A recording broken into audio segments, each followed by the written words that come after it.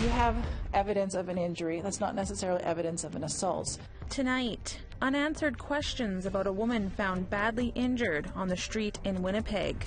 We never had very much store-bought food when we were younger. We really relied on the fishing. Nipissing First Nation works to restore stewardship over their waters.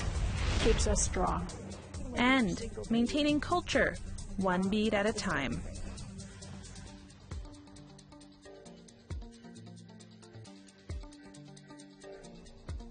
Good evening, I'm Brittany Hobson. There's 1 day left until the eviction deadline the City of Burnaby issued to Camp Cloud is officially up. The camp, which is opposed to the Trans Mountain pipeline expansion, is supposed to vacate by 6 a.m. Saturday morning. But water protectors on site say they're hopeful the city will respect their right to occupy their traditional territory. Camp Cloud members say they have a meeting with Burnaby officials next week to discuss safety concerns with the city. APTN reached out to the City of Burnaby for a comment, but still hasn't received a response. Water protectors say they remain positive and believe an extension to the eviction will be granted. I don't expect the city to come and take everything down as they have threatened to do as of Saturday morning. The actual legalities of it, the City of Burnaby, I think that we have every right to be here and to be protesting as we do, and our right to protest extends to our structures and to maintain the sacred fire. The family of a First Nations woman is desperate for information surrounding what they call a serious assault. The woman was taken to a Winnipeg hospital in April, where she has since remained. Family members say the woman cannot remember how she ended up in hospital, and now police are hesitant to say she was assaulted. Renee Green is a staple in her community. The 40-year-old is a mother of 5 and a traditional drummer. For the past 3 months, she's been in a Winnipeg hospital. Family say she was assaulted. Once I saw her, I was in shock. I couldn't believe the act of violence that was done to her. Her face was swollen, her eyes were blackened. Green was found in downtown Winnipeg on the morning of April 23rd. The family's spokesperson, who wishes to remain anonymous out of fear, says Green has undergone 2 brain surgeries. She says Green has trouble speaking and has memory loss. Little is known about the events leading up to Green's hospitalization. The family put up these posters around the area, hoping for some leads.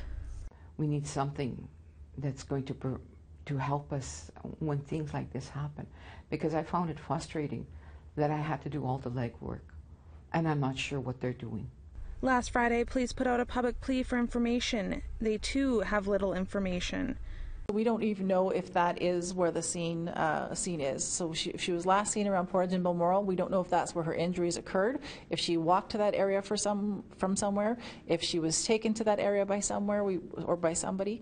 We don't really know how she got there. Without a statement from Green, police are hesitant to say she was assaulted.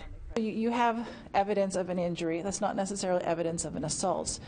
You do need the person to acknowledge, or a witness to come forward and say, yeah, I observed this happen. That lends some credibility to what happens. But the family says there is no other explanation, and unless she's deemed a victim of a crime, she may not have access to essential services. Any occupational therapy or speech therapy, and if she doesn't get that, I don't know what's going to happen to Renee. Brittany Hobson, APTN National News, Winnipeg. One of Canada's most celebrated artists is once again under fire for how he cast actors in his plays. Just weeks ago, Robert LePage was criticized by members of Montreal's Black community for casting white actors in a play about slavery. This time around, LePage is facing similar criticism from the Indigenous community. Tom Fenario has the story. This picture is horrible. The photo in question is from the upcoming play, Kannada. Its plot is concerned with the history of settlers and Indigenous peoples. Except the play has no Indigenous talent on stage or behind the scenes. Look at the way she's dressed. All right? I mean, what nation is this? Who are you trying to represent? Because it's pan-Indian. Nagosset is the director of the Native Women's Shelter of Montreal. She's also one of 20 Indigenous activists who signed an open letter condemning the lack of Indigenous involvement with the production. there's not very many opportunities for Indigenous people to play roles in general, but at least in our own roles, we should be recruited. The play's director is world-renowned Quebecois artist Robert Lepage. Lepage recently had another show in Montreal called Slave. The production used African-American slave songs, but mostly cast white people in the roles. Protests accusing the show of cultural appropriation eventually forced Slave to be cancelled. Lepage and the artistic director of the Paris Theatre, where Canada will premiere in December, flew to Montreal to meet with Indigenous activists and artists. Dave Jeunesse, the Malicite artistic director of a Montreal Indigenous theatre troupe, was among the attendees. J'espère qu'avec cette rencontre-là, du 19 juillet 2018, on va avoir ouvert les oreilles et les yeux de beaucoup de gens de théâtre, mais pas juste de théâtre, de télévision, de cinéma, qu'on va avoir peut-être créé un précédent qui va faire en sorte que, dorénavant, nous n'accepterons plus d'être seulement des figurants de notre histoire. Lepage's production company put out a statement on social media saying that after the 5-hour meeting, they believe that a big step was taken towards mutual comprehension. But not everyone thinks it went well. It was just a kind of conversation where you give your heart and soul and deflection. Robert Lepage has not been giving interviews regarding Canada, but in 2010, APTN News interviewed him about his use of Indigenous performers in the Cirque du Soleil show Totem. Lepage spoke of working with Huron-Wendat singer Christian Laveau and repeated some advice given to him by the Cirque du Soleil founder, Guy Laliberté. He said, we should not do fake Aboriginal culture. He said, if Christian is Wendat, he's allowed to be dressed as a Wendat and sing in Wendat. But he said, an Italian performer that does trapeze, we should not do a mock-up. We should not do that. We have to be respectful of all these things. It's advice that many here hope Lepage will heed when Canada makes its way over to Turtle Island. We have to strategize and we have to think of another way to come at this, because I don't think this issue is over. Tom Fenario, APTN National News, Montreal. We want to hear what you think. Here's how to continue the conversation. Send your emails to news@aptn.ca. Find us online at aptnnews.ca and on youtube.com/aptnnews. Also, you can follow APTN News on Facebook, Twitter, and Instagram for more Indigenous news. Next, we will tell you about a community that put in place its own fishery laws. Nipissing First Nation lies on the shores of Lake Nipissing in Ontario, so fishing has always been a way of life for many in the community. APTN's Annette Francis tells us how they've become stewards of the lake. Randy Boudet has at least 40 years' experience of cleaning fish. This is a routine he does at least 3 times a week. We never had very much store-bought food when we were younger. We really relied on the fishing and the trapping. Boudet is one of 22 registered commercial fishermen from Nipissing First Nation. He sells his catch to local businesses and to fish markets. It's a fair living. I wouldn't rely on it because you never know how bad the weather is, and we are regulated on how much we're allowed. We have a season also. Our season has been shortened, but it's still enough. Nipissing started its fisheries department in the early 2000s to keep track of the numbers and the size of fish being taken from the lake. According to Jeff McLeod, the manager of Nipissing's natural resources, having regulations in place has helped the walleye population. I think it's pretty successful. We keep a track of our commercial fisheries, the major fishery that we assess. It's been accepted, pretty well by our community.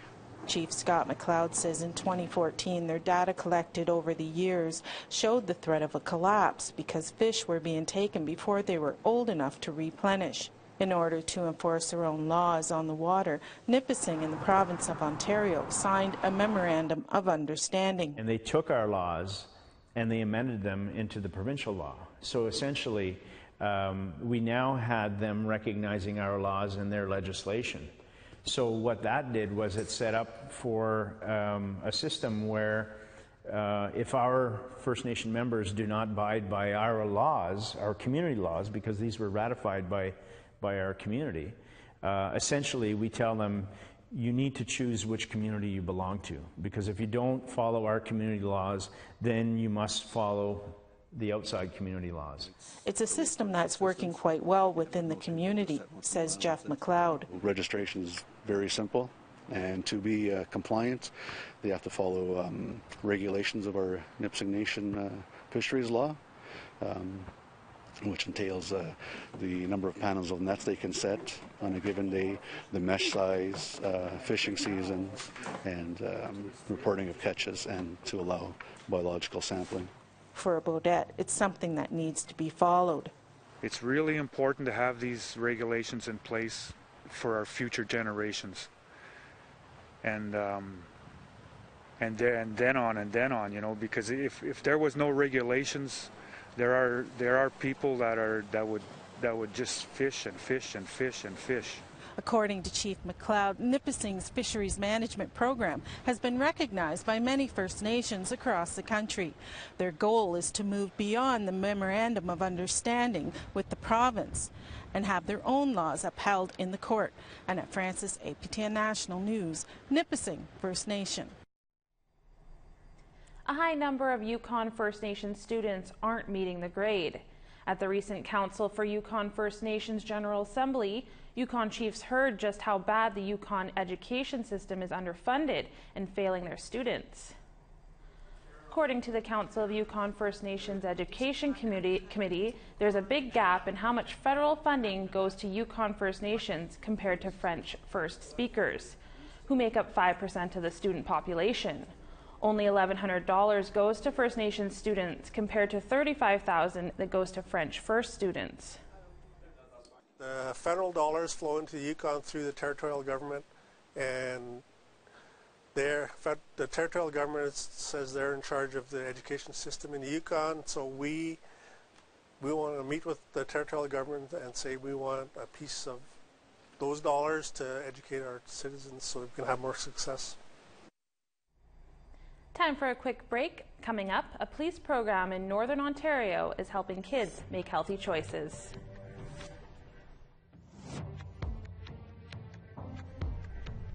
Here's a look at Saturday's weather forecast starting on the East Coast. Cloudy and 21 in Halifax, 29 in Fredericton, 29 and cloudy skies for Happy Valley Goose Bay, 21 in Nain, a mix of sun and clouds and 30 above in Montreal, 29 in St. Jovi. A hot day on the way for Ottawa with a high of 32, cloudy and 25 in Windsor. Mostly cloudy skies for Northern Ontario, 30 in Sudbury and Timmins. In Northern Manitoba, 19 in Churchill, 26 in The Pas. Southern Manitoba is under the sun, 27 in Dauphin, Gimli, Brandon and Winnipeg. In Saskatchewan, cloudy skies and 26 in Swift Current, 24 in North Battleford. 25 in Meadow Lake on Saturday, and 20 in Stony Rapids.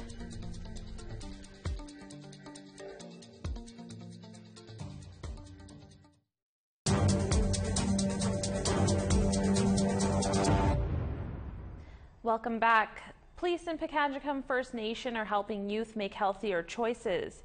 APTN's Willow Fiddler was in the community recently and brings us this story on Project Journey.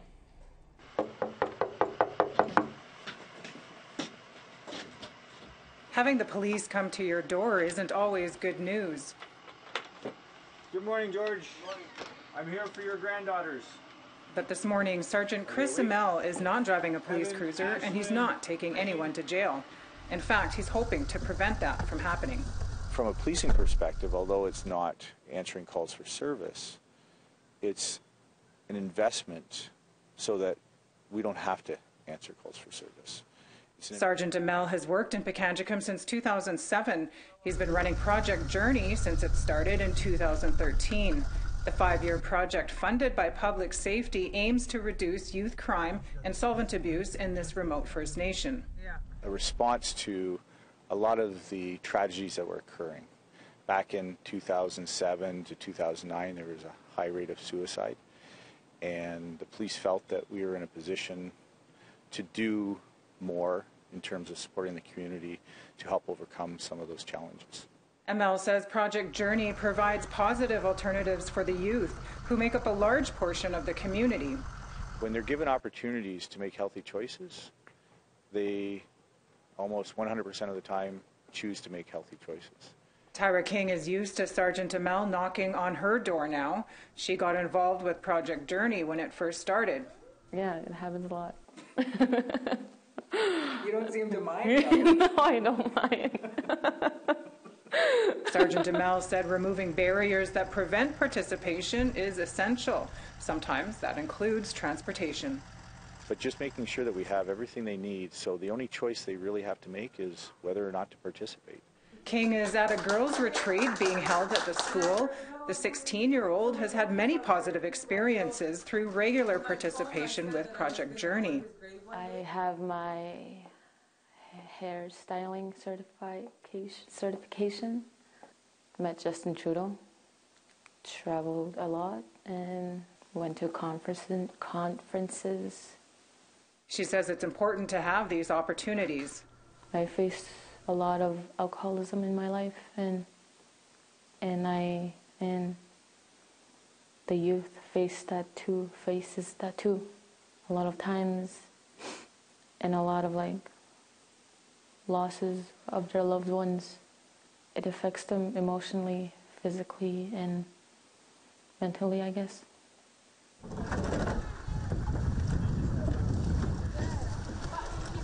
Constable Clayton Kenny is helping this group of kids prepare for a canoe trip.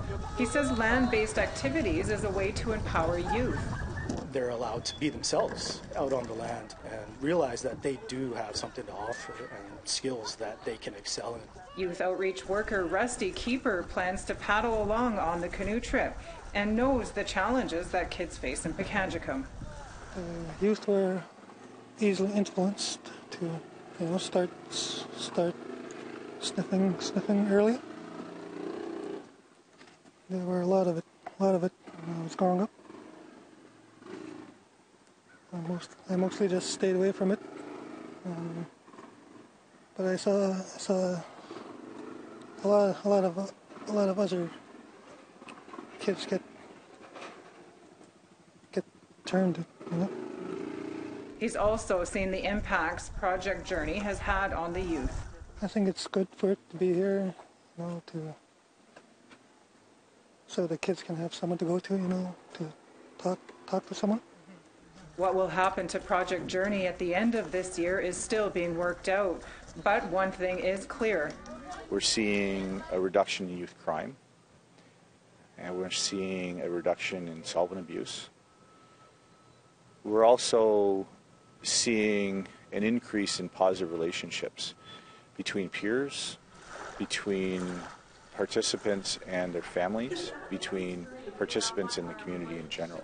Constable Kenny said those connections are key to improving community life. Especially with police, because we do work for them and we do need those positive relationships to continue.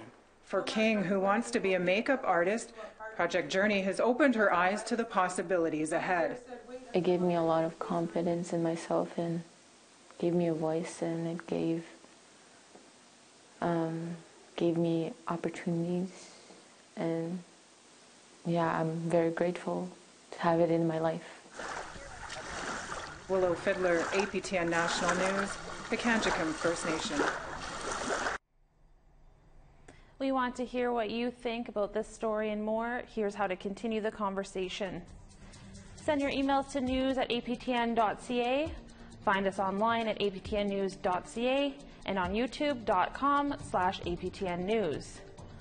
Also, you can follow APTN News on Facebook, Twitter, and Instagram for more Indigenous news. A summer beading program is connecting inner-city kids to their culture. More on that after the break.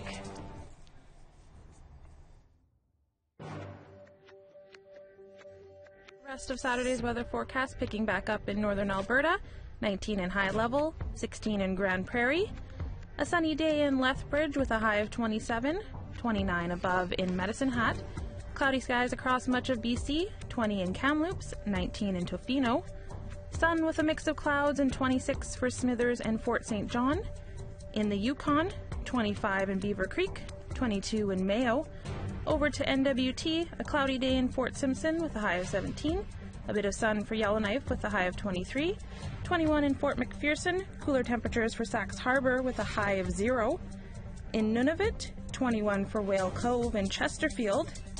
A mix of sun and clouds and 15 in Clyde River, +1 in Resolute on Saturday.